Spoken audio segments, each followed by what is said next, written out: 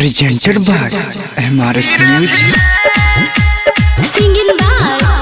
Roshan Kumar. महिमा DJ घुंघुटा हमर उठई हो ए राजा धीरे धीरे ए राजा धीरे धीरे घुंघुटा हमर उठई हो ए राजा धीरे धीरे ए राजा धीरे धीरे सुघरल बाबे जवानी चोली से धके छानी मन करत बे जोर बड़ी पानी गिरे घुंघटा हमर उठई हो ए राजा धीरे धीरे ए राजा धीरे धीरे घुंघटा हमर उठई हो ए राजा धीरे धीरे ए राजा धीरे धीरे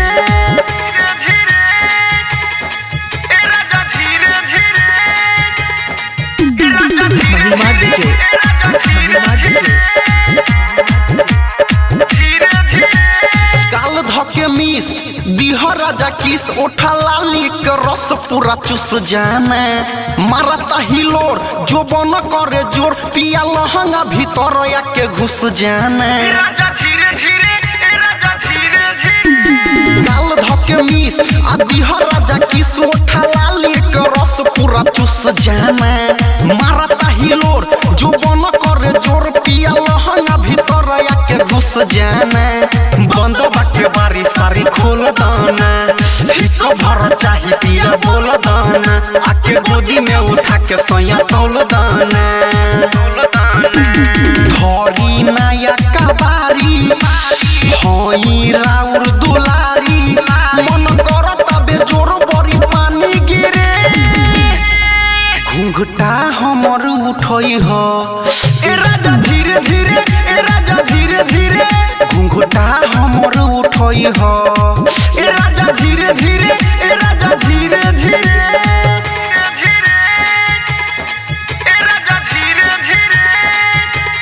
महिमा डीजे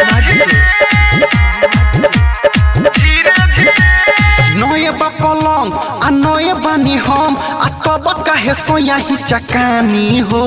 उघारे बा कमर राजा जी हमर आ तब काहे रहुआ न खानी हो राजा धीरे धीरे राजा धीरे धीरे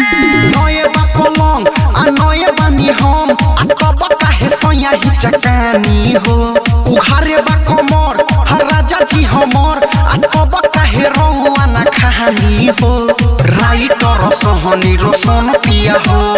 कोई लयन हार नहीं जोरे दिया हो छोटू धर का बेला हमारे दिया हो सुन हमर बलम हो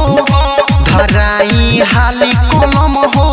मन करत बे जोर बड़ी पानी गिरे घुंघटा हमर उठई हो ए राजा धीरे धीरे ए राजा धीरे धीरे घुंघटा हमर उठई हो ए राजा धीरे धीरे ए राजा धीरे